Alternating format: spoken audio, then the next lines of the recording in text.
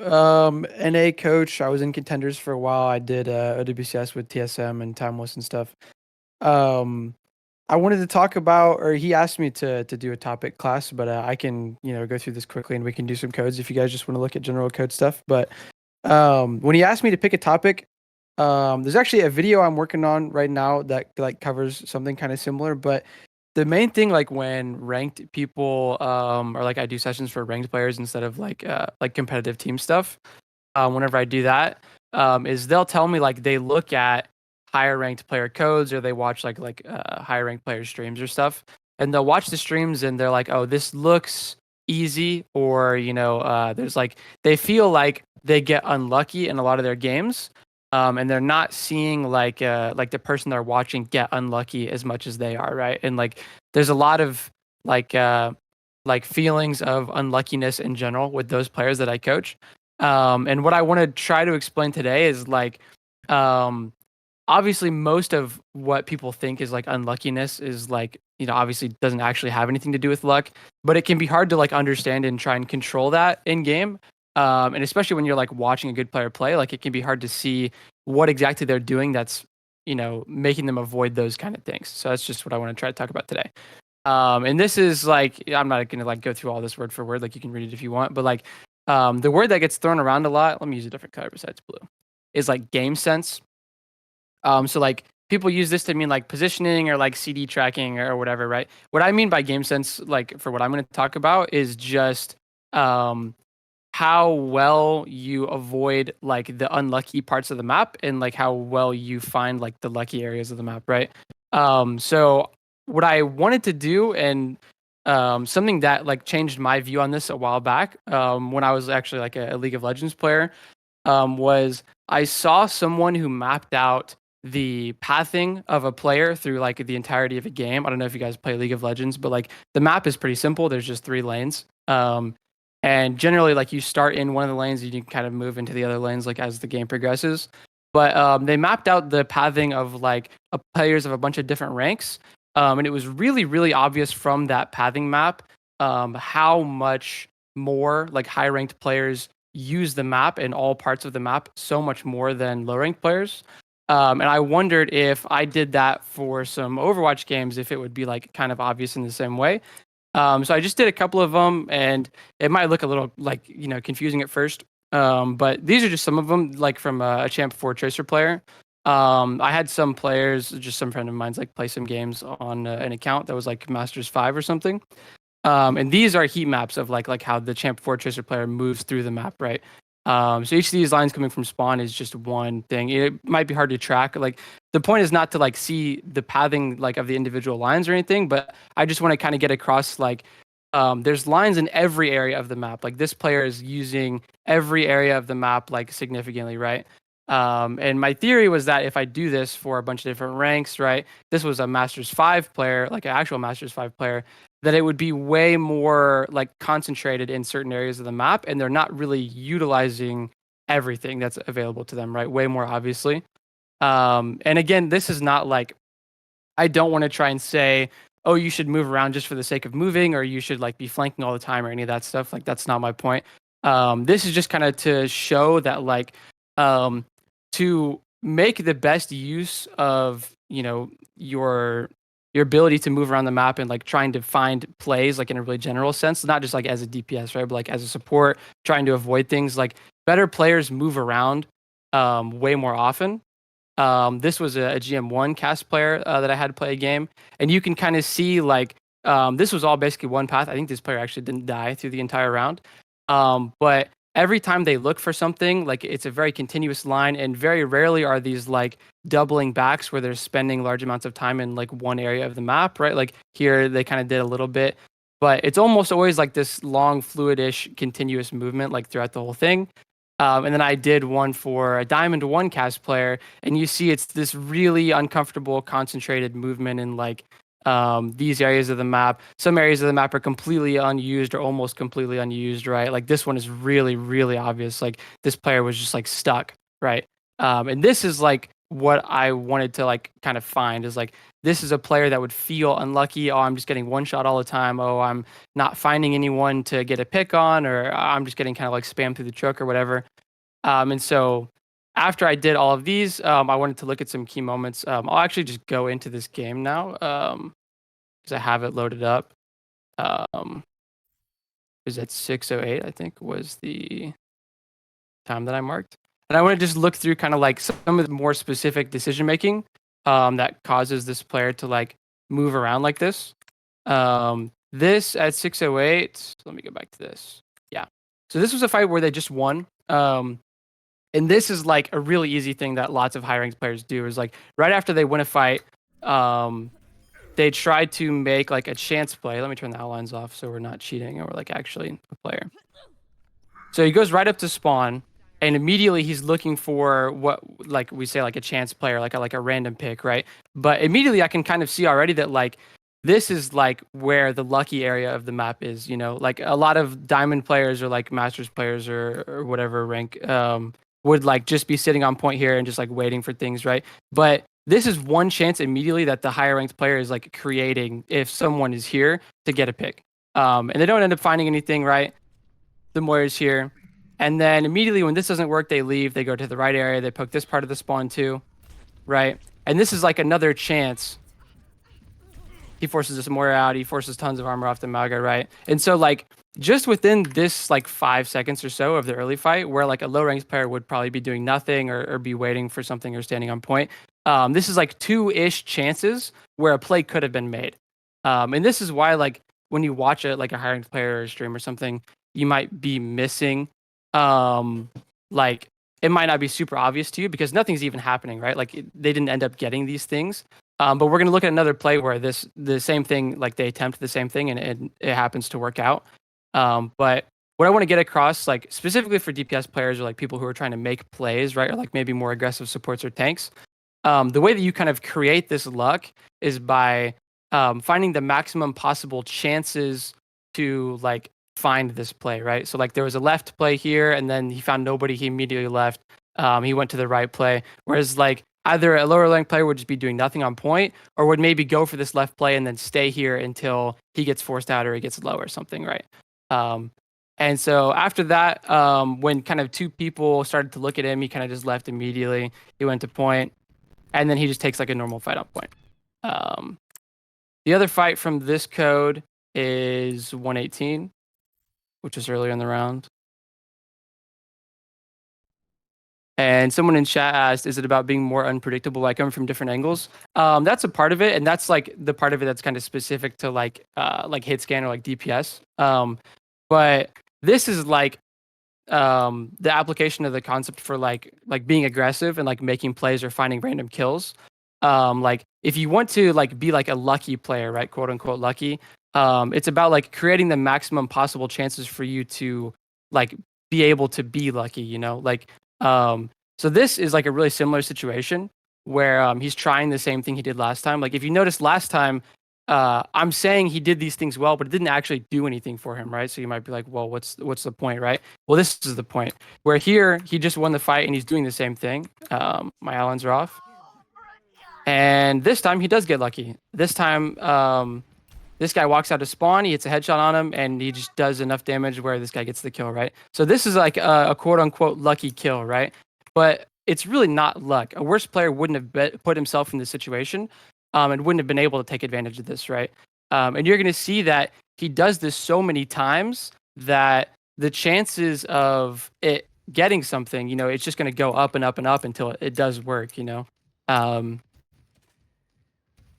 and then he's going to leave before he gets punished, right? So what I want to talk about, I'm going to move on to like some examples of this on support where it's maybe kind of less obvious. And it's less about getting kills and more about like avoiding being punished. But what I want to talk about is like the cycle of value. And so what I mean by that is like a value cycle, I'll say is like you start getting value at some point is like when you're going for your play, quote unquote, right? So like for a DPS, this is like a flank or starting an angle or looking for a kill. For support, maybe it's just moving up and looking for like your cooldowns. Like maybe I'm looking for a nade, or maybe I'm Brig and I'm looking to like go walk up and proxim inspire and like do some damage or whatever. This is the start of whatever value you're trying to get, right?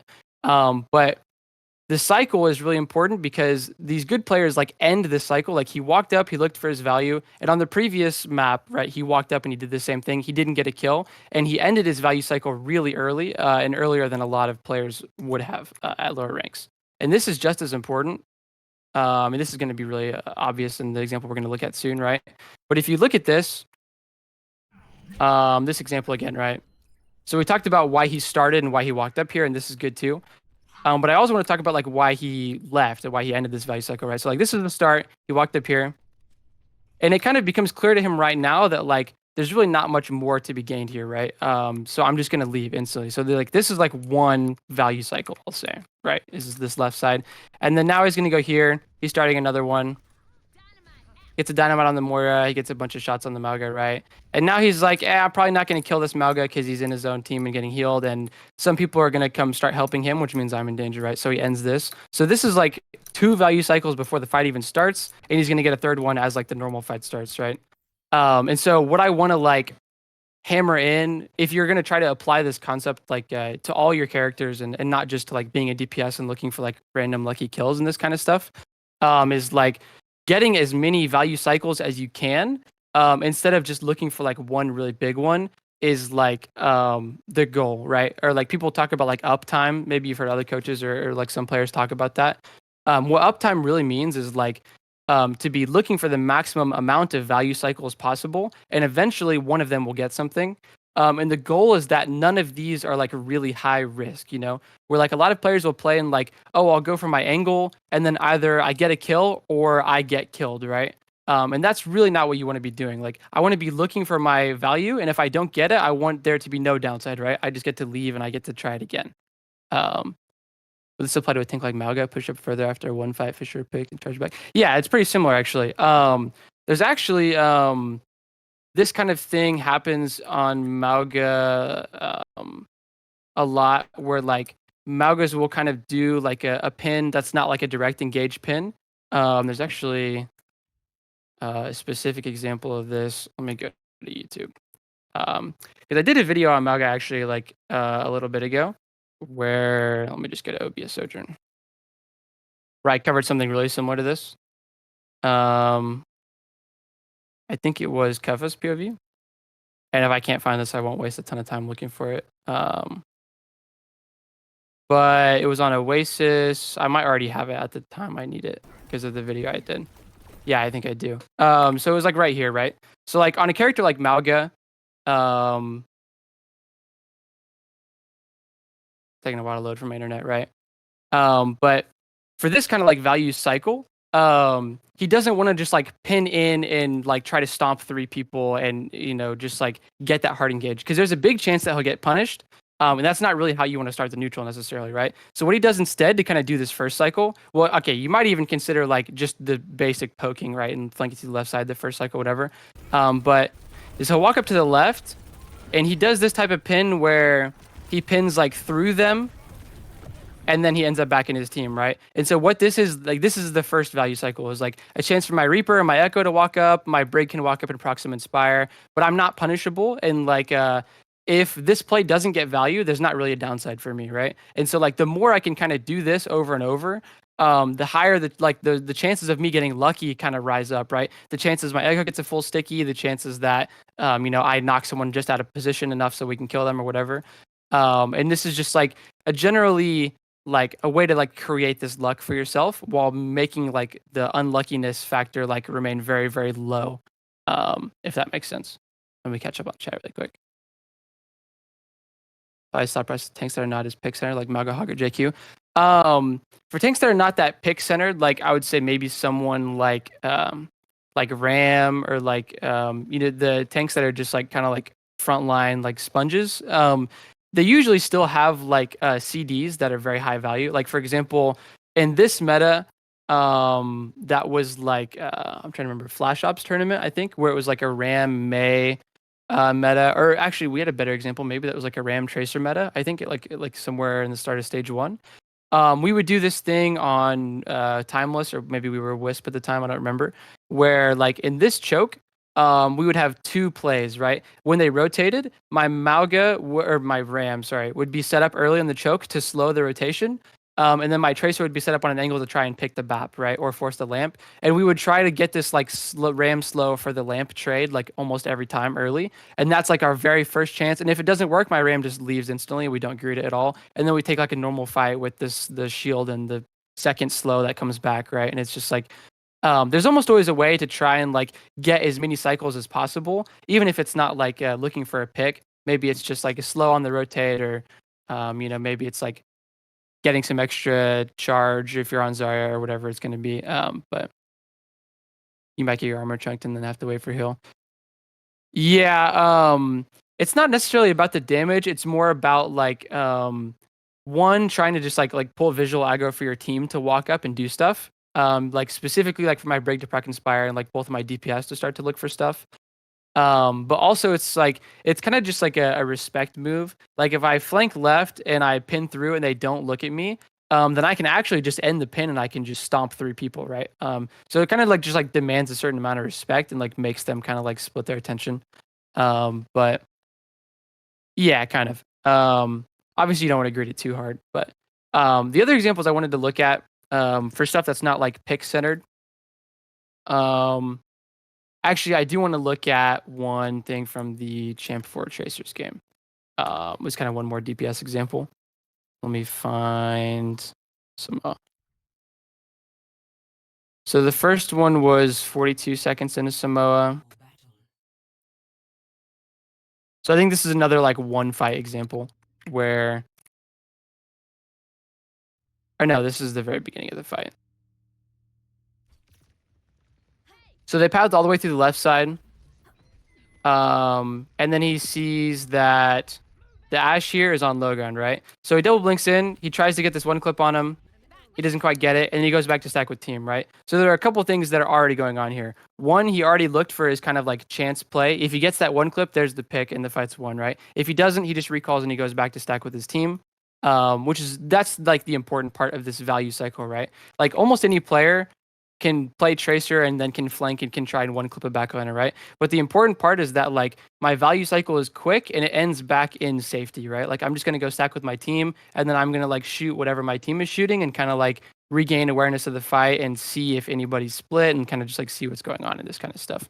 So like this is one cycle already taken, and then he's gonna shoot the Doom, and then he notices that this guy's split and this is like cycle number 2 already, and he's gonna end up getting this pick on the Juno, right? So like this is like the less obvious part of this that people don't see is like people will see like, oh, I went for the Ashe, and then they'll watch this like Tracer VOD or whatever, and then the Masters Tracer player thinks I need to just double blink in and one clip the Ashe, right? That's not actually the important part of this. The important part is that he had one opportunity to get a kill, and then he had a second opportunity to punish this Doom, and then he had a third opportunity to punish this Juno, right? And so like the amount of opportunity is actually the important part.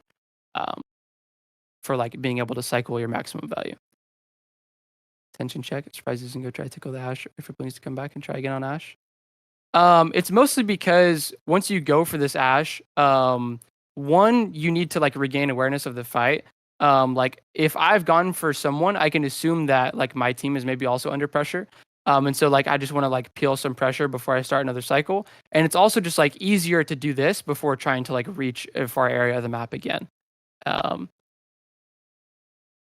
This is all super clear on DPS. Yeah, on DPS, like it's more about like looking for like your value on DPS is kind of more obvious. The support example I wanted to look at, on support, like some of the flex supports, it's kind of more obvious. Like this would be like my value cycles, like my nades or my sleep or whatever I'm going to kind of walk up and look for. Or maybe on Kiriko, like this early pre-fight phase where like I'm looking for like a pick or some damage before my team is really taking a lot of damage. But really on main support is where like people struggle with this, I think. And so I have two examples. These are not actually from codes. These are from some YouTube VODs. I don't know if you guys, how much you guys have kept up with like current meta and the Stockholm stuff. But this comp that's being played right now is a really good example of this because Brig is mega punishable. And it's like you can only win if you apply this concept. because Brig can only really get value if you walk up into the fight. But if you are greedy, you'll be super unlucky very, very often in this comp, right? So I have two examples of Brigs trying to walk up and get value. And one of them is unlucky and one of them is not. But there's actually like a really clear difference in how they control that for themselves. Let me catch up on chat really quick. Like Bap, would you push for a pick? Yeah, I mean, it kind of depends. Like, it would be like instead of pushing for a pick, it's more like checking to see if there's like a play available to you. You know, like you wouldn't necessarily push with the intention of getting a pick, but it's more like trying to cycle through some other part of the map and see if there's like something to be done, like in general. Um, but yeah, so I'll look at this example. So what's happened here is that their Genji got picked, so they're walking to try and trade. And he knows that his Mauga is about to pin in an E, and they just ring to walk up. So this is like the obvious trigger to walk up and like start the value cycle. And that's not the hard part of this comp, to be honest, right? Like walking up, proccing your Inspire, using your CDs is not hard. But what I want to like showcase is that he walked out really, really early, right? So if you're watching this from a Brig player POV, right? It's pretty clear that he should go in here. But all he really did was, you know, bash and swing once, and he immediately backed up after doing that, right? So, like, this value cycle was really, really short. And then he kind of goes for another one where he walks up, he swings once, and he kind of backs up again. And now he rallies, right? So he kind of cycles himself in and out like 3-ish times in this fight. But he takes very little damage. He procs Inspire through the whole time. He's able to get like this really strong mid-fight rally. He doesn't get pinned. He doesn't get one-shot, right? This is incredibly, incredibly important with like one-shotty compositions where like if you get pinned, if you get hit by an unlucky pin, you instantly die. If you get hit by a full stickies, you instantly die, right?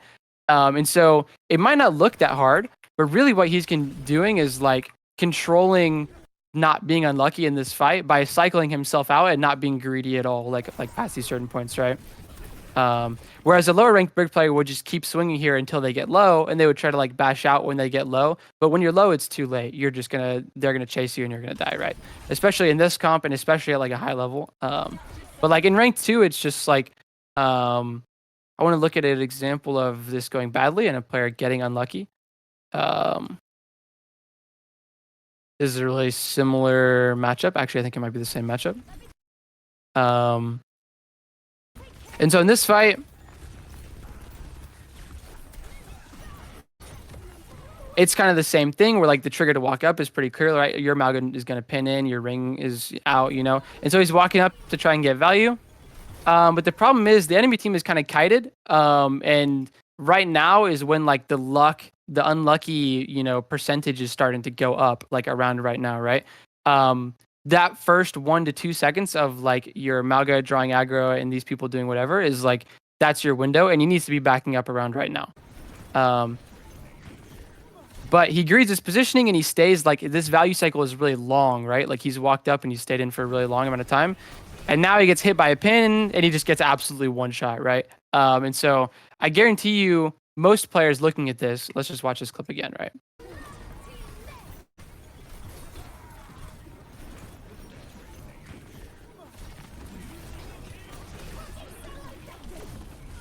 Most players would look back at this death and would just evolve this and be like, it's just unlucky, right? Whatever, and they would brush it off.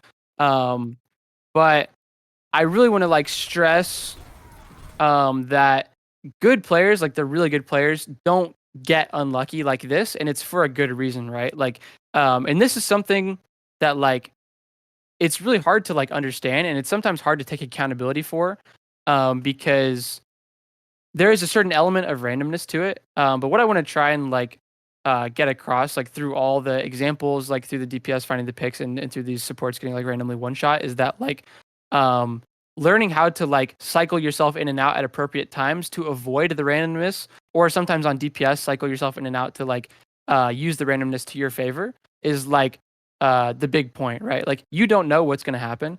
And so that's why like this value cycle is so important, right? Like get in, do whatever you can. If you don't do anything, just get out, right? You can take a second value cycle at some point in this fight, and that's totally fine.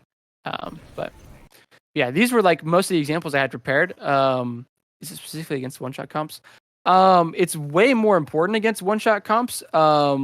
But it's important all the time. It's just like the length, like the specific length of your value cycle is what changes, like depending on the amount of burst in the comp or what character you're on, how much survivability you have.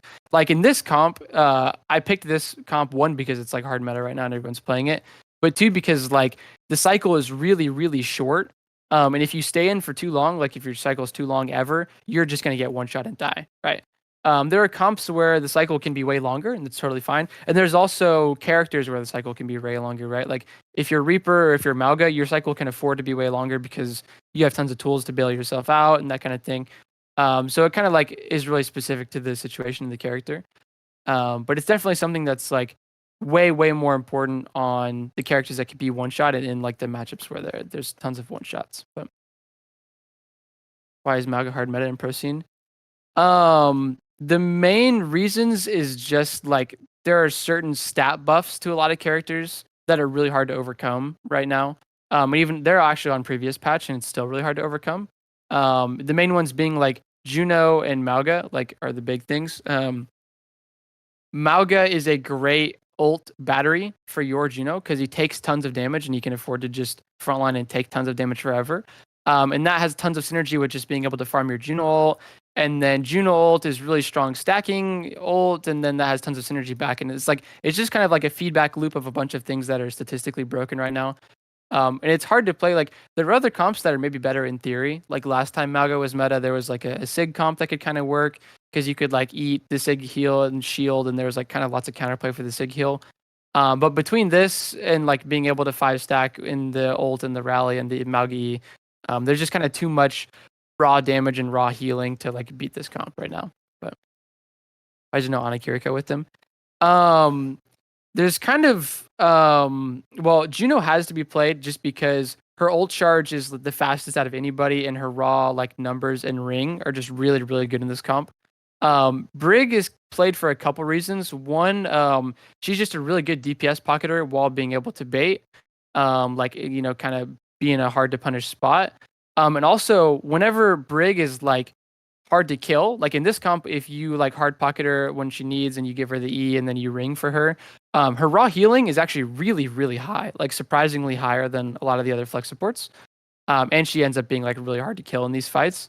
And then she can also like a lot of these fights will come down to like 5-man cage versus cage fights, and she's kind of one of the best supports to like be able to survive in the cage without instantly dying. Like if you're forced to play Ana or Kiri, those people just end up kind of instantly dying in the cage fights. Um, sort of go. Yeah, it's kind of similar. Like there's just so many AoE. Like there's some like someone calculated it once. I don't have the numbers off my head, but like when you have Malga E and Inspire and like a Juno ult up, and you're Reaper ulting, like you effectively have like 800 or to 1,000 effective HP like in the Reaper ult if there's you're shooting 5 people, like because his lifesteal stacks with the Malga E lifesteal and also the damage reduction and also the healing from this and the Inspire heals and like the Juno ult damage boost. It gives him extra life steal and the extra heal. It's like there's so much things that are stacking on this. It's like it's just ridiculous. But yeah, that's kind of the end of what I had for the thing I was talking about. If anybody has any questions about this, I have a conclusion. I could link this to in the chat if anyone wants to like uh, look at the specific things I said. But I didn't say everything word for word because like it's kind of long winded. Um, and also I don't want to like sound like a robot. But yeah, the main thing I want to stress, like just to conclude, is like whatever character you're on, there's like these really obvious like cycles of value that you should be trying to get where like you're going in and you're getting out, and they should both be very clear. And when you're watching good players, like yeah, like where they go and their positioning and their cooldown usage is really important. But I would try to think of it as like try and see what their cycle looks like to them in their head and why they're starting it and why they're ending it. And that might give you a little bit clearer of a picture into like how they're avoiding being unlucky and how they're like if they're like specifically DPS players, the people that are looking for picks, like how they're getting lucky and why that's happening and why it might not be happening to you. Um, Do you think? yeah, if anyone has any, oh, sorry. No, don't worry. Do you think it would be a good idea to pick a lower rank code and a higher rank code of, I don't know, support or DPS and try to highlight the differences from like the codes in chat? Yeah, we could do something like that. Do you guys want to do that, or do you have any better ideas? Or okay, okay. So should we do support or DPS, or I suppose we should do the same role, or does it not matter? Same rule would probably be easiest just to kind of see, but Okay, please type a code. Yeah, do the role and the rank, and we'll see what we get.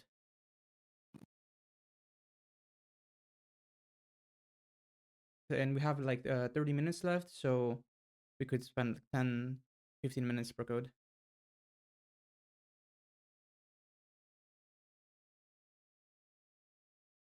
Do you want to start with the GM DPS and go from there? yeah, I'm down to let me copy this one really quick. Do you want to speak, Meteos?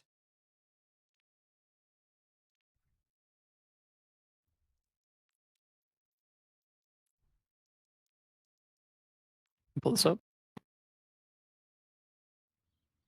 Ready for battle. It's okay, don't worry.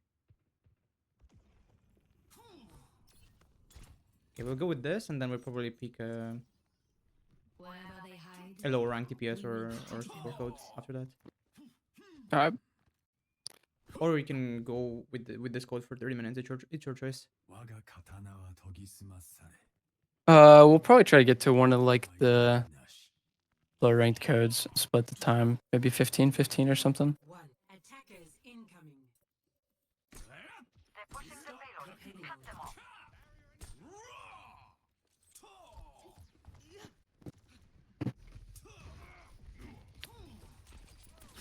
payload. Okay, well your Sigma's one shot right at the beginning. Okay.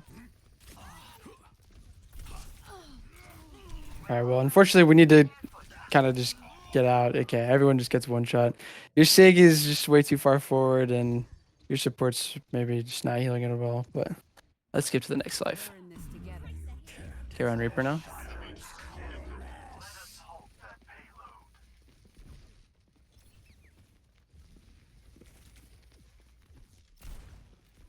Okay, we see this tracer.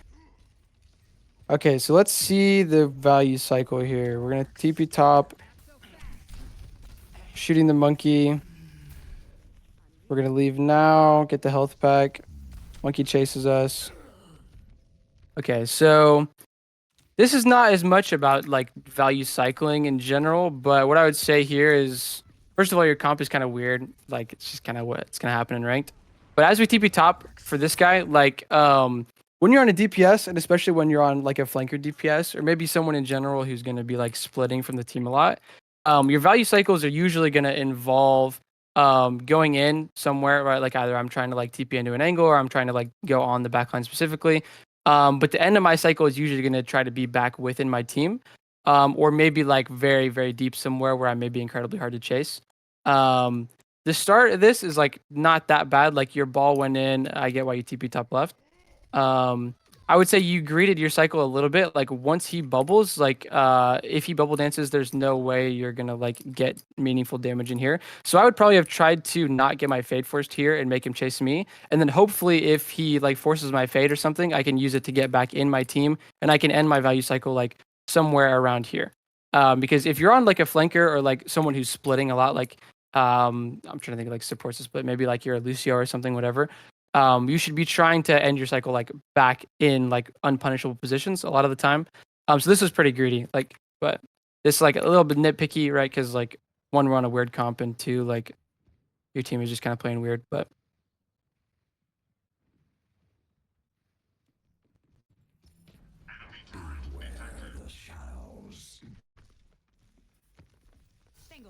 all right, so we're starting to walk up. Mega's stolen from us. We leave immediately. That's good discipline. Last life you greeted. Now we're just gonna get out. Fortunately, we have to give the point, but it's like there's really nothing you can do. You shoot this monkey. We're fading in. We might be able to live here because we're in LOS of our team. We're primaled.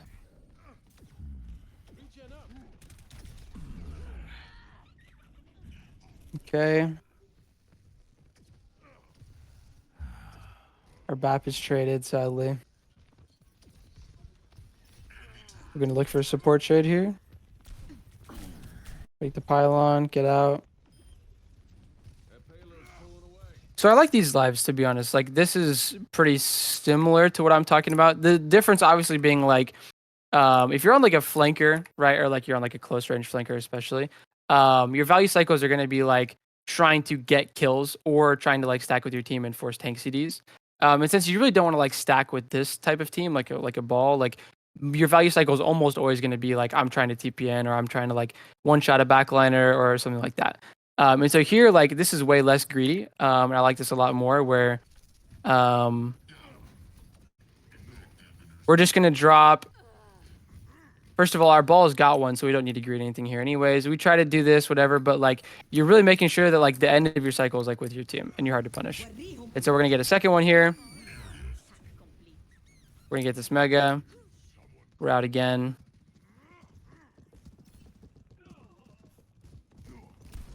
We're gonna get a third one. We almost one-shot this Thana. We're out. We're gonna get this mega.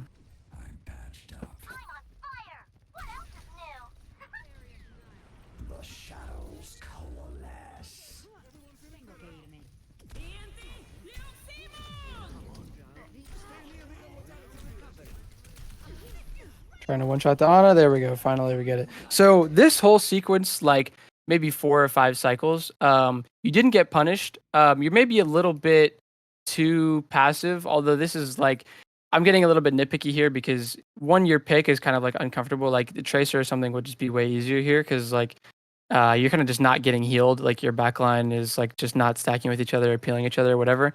But you are hard to punish, which is like good. That means like eventually, if you keep cycling, you'll find something. And finally, we find this backline pick, or this was the one you almost got it right. But like after this, we find this backline pick here on cart. And so this is just good patience. It took like 4 cycles to get what we wanted, but you did eventually get it. We might get this guy too. Nice, good job.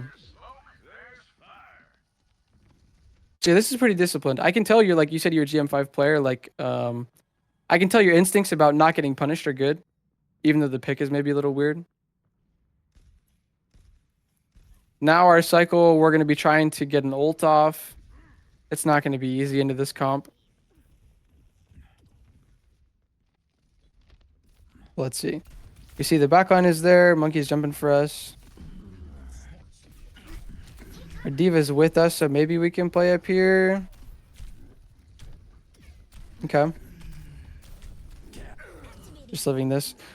The only thing here is one, you want to set up an ult, or like just your general kind of like flank where like you're starting really deep in enemy space. You kind of greeted this space because your diva's here, but I would still try and get out. Like the problem being that your team really can't afford to walk up for you. One because of like EMP, right? And this is like I'm gonna kind of start getting into like the comp and like away from like the general version of the concept, right? But if I'm thinking of this as like a value cycle, I get to kind of start in because of the map. So like I should look to just like TP out to here or TP out to here and just get out and just go back in at another time. But this greed here, like, is just really not worth it. It makes it hard to set up your ult. And also, like, you lose awareness of where the backline is during this, where, like, if you had TP'd out here or here, you'd be able to keep your eyes on these people and just set up your play in the mid fight after you force that primal. But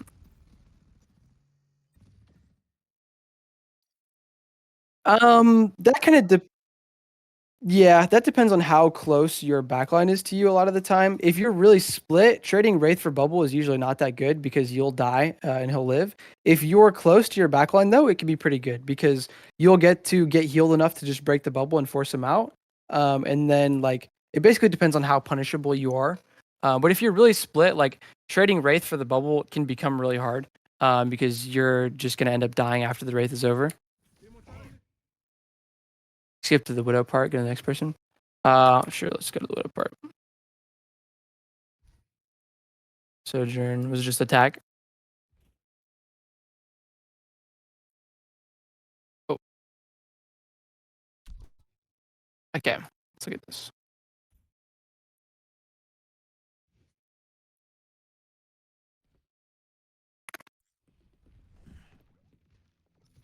Okay. So Widow's kind of a more unique character as far as value cycles go, where instead of like actually moving yourself around the map, which like occasionally you're gonna do, most of it is like where you're moving your attention kind of in cycles. And then like how many people are looking at you is gonna kind of determine when you try to like cycle out and like look for a play in another area of the map or something. Um, we'll try and apply it here too. There's 5 people looking at you main, which is unfortunate. We hit out the Orisa. We're still kind of peeking main. Oh, we miss our grapple. What happens?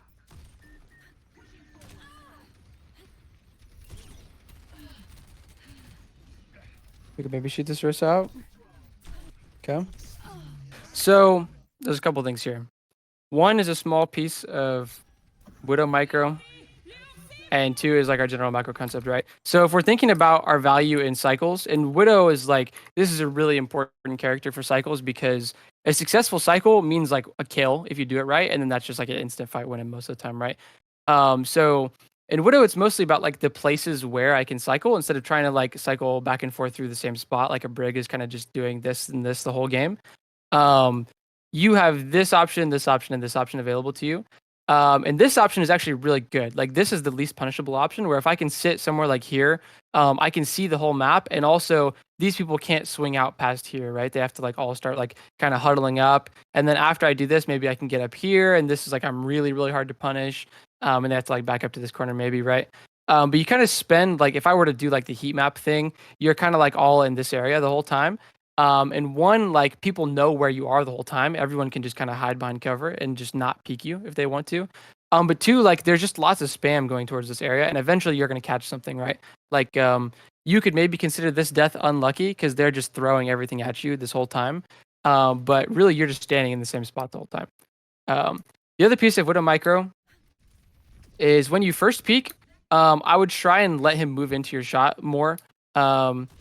This like part of the flick, and I won't get too nitpicky on this, but like usually your first peek,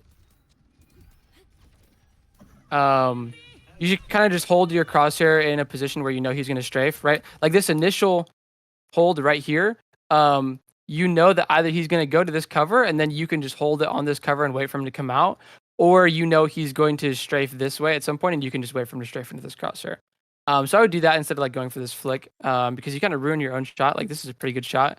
He's about to move into it right now. See, which is really predictable, and you overflick the other direction. But I won't go too much into that because it's like doesn't really apply to the thing we're talking about. But yeah, like if I watch you from top down, like your heat map is kind of just you're all staying in the same place where I really want to develop to this area, or maybe I want to look for a grapple off this thing instead of this thing or whatever. But you're kind of really predictable. Like if I'm the Hanzo, I'm just kind of shooting arrows here for 30 seconds, and eventually one of them's gonna hit.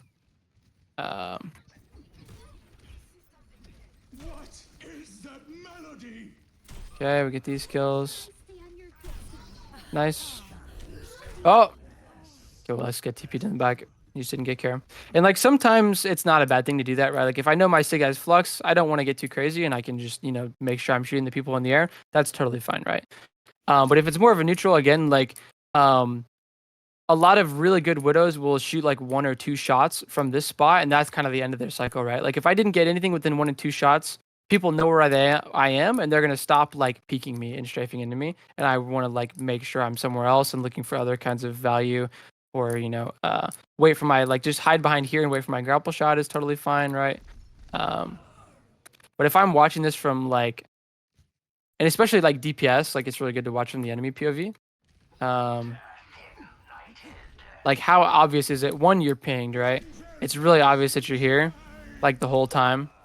And he's fluxed, so like he doesn't really get to control that. But because of this, like they end up finding you in this mid fight and they just one shot you. So I'll go to the other code now because I think I did like 17 minutes on that. But in general, like you're really greeting like the same spot and like almost all of your like cycles, like which are just like basically your shots on Widow because you're not actually like moving yourself physically into their space.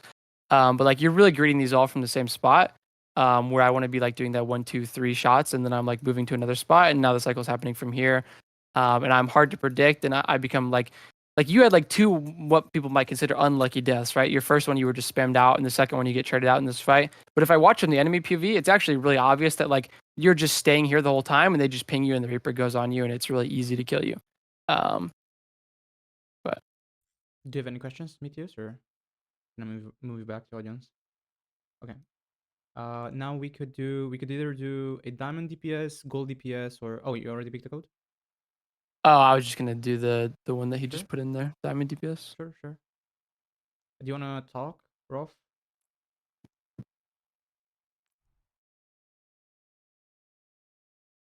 That's okay. Ready for battle.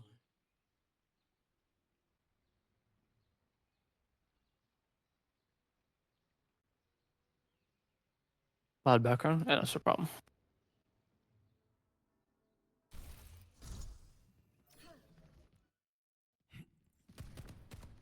Sniper, get your head down or lose it. All right.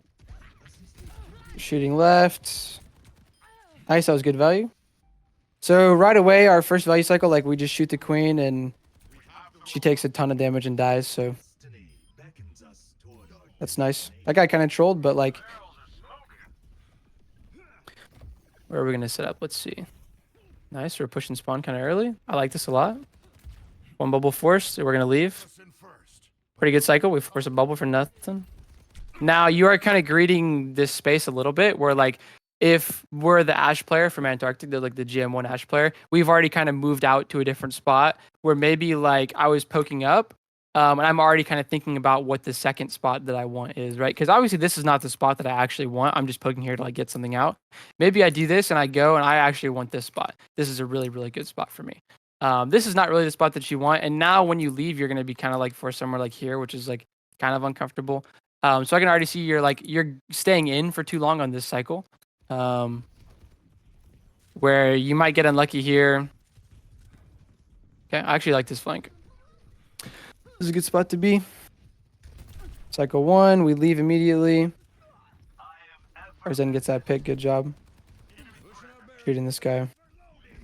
Tracking uses a little work, but okay. Force a bubble. Doom is dead. Oh, almost. Get out. So let's look at the cycles here in this fight. Because this was not bad. You didn't get punished.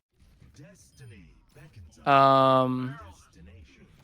The only problem I have is that if we look at this from the top and if we do like the heat map thing, you peaked the same thing like 3 times. Where like you peak here, right, and then you come down here, and then you kind of peak the Zarya here, and you go back and you peak the Zarya again, and you go back and you peak the Zarya again, right?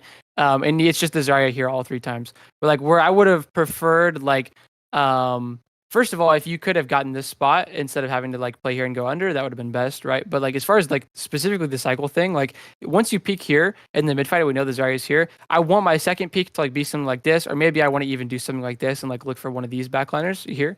And this is just a guess, right? Like we didn't have the wall hacks on. I think I turned the thing off. But you can almost always assume that if like your first like you see a tank, I really want to look like somewhere else for like a squishy, right? Like this type of flank, I can almost guarantee you that if like your second or third peak, if you had done this kind of thing, you would have found a squishy, or like this angle is really, really impossible for them to deal with in that like the middle of that fight. I'm kind of curious Assassin first. where like what kind of opportunity would have presented itself to you if right, so like we see the Zarya here, right, and right about when I see the Zarya is when I would want to kind of like reach for this kind of thing. So let me see like if maybe at a like a reasonable pace the soldier can kind of go at, where I'm kind of like there's like an Ana right here, right? So like this is the kind of thing I want to be looking for, and this is like my second or third opportunity. Where now I'm either one-shotting this Ana or I'm forcing him to kind of go behind this cover where he's not able to heal his Zarya, and now his Zarya is going to die. Or something like that, right?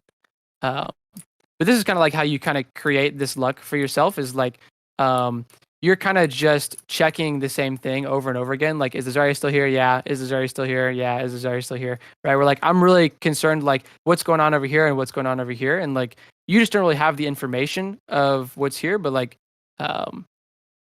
that would like make it a lot easier to get lucky and find a pick. But let's look at the second fight. Is it bad to repick an angle because they'll be spamming the angle now? Sometimes yes and sometimes no. If you're against like really high long range burst, you usually don't want to do it because like the chances of one of them just holding the corner and one shotting you is like really high. And also like if the person that you peek is generally someone that you don't want to duel, then you should like try and like prioritize the other parts of the map, right? So like for example, if I'm the soldier and I peek and the Zarya is here, I really don't want to peek this part of the map again, right? Because I don't want to duel the Zarya, like under any circumstances.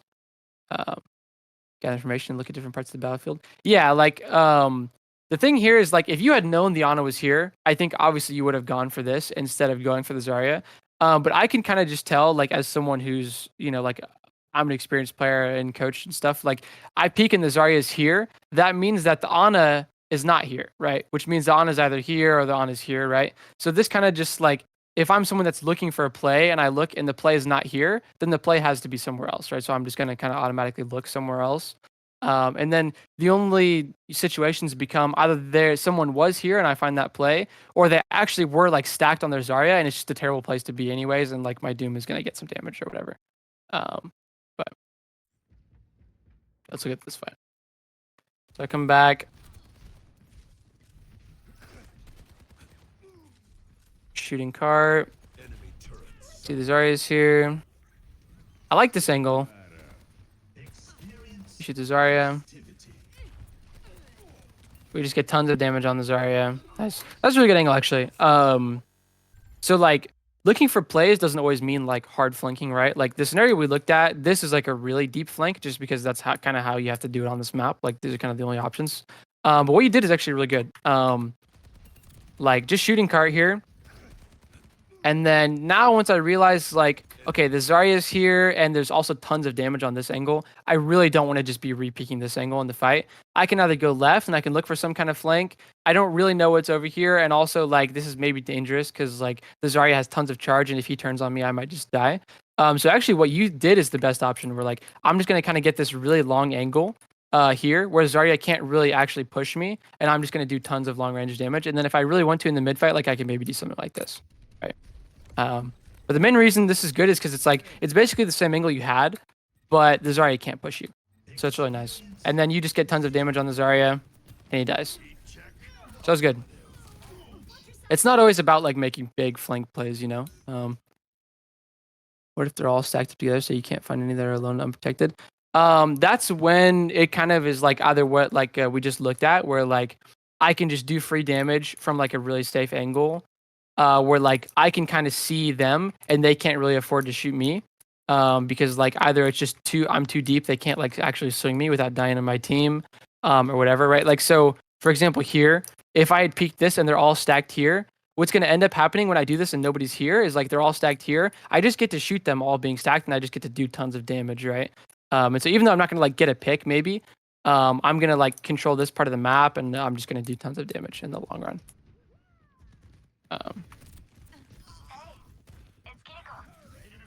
I'll do like one more fight. That fight was actually really good. But this, I assume, is going to kind of be the same thing where like you might get stuck here. Where we're peeking here into the Zarya. We're grabbed. Zarya dropped. Nice visor. I like this play. Your whole team just kind of died to a grab, which is like unfortunate, but yeah, the Zarya dropped, you try to get out. But yeah, like honestly, in that fight alone, like there's not too much more you could have done. Like you found the good angle and the Zarya dropped and just killed your team. But I think that's about the time. If anyone has any other questions, but yeah, I hope it's more clear now that like when you try to think of like how to get lucky or like how to make plays in general, it's more about like the amount of chances you have to get lucky and less about like the specific thing you're trying to do, right? Because like you don't know who's going to be here and you don't know who's going to be here, right? And I'm not going to try to tell you like I have some magical formula for knowing exactly where people are going to be, right? Like you can make some educated guesses, but really like if you get to make 3 guesses and another player gets to only make 1 guess, like you're just gonna get way luckier than he is, right? And that's like the big core of it. But Any questions from chat?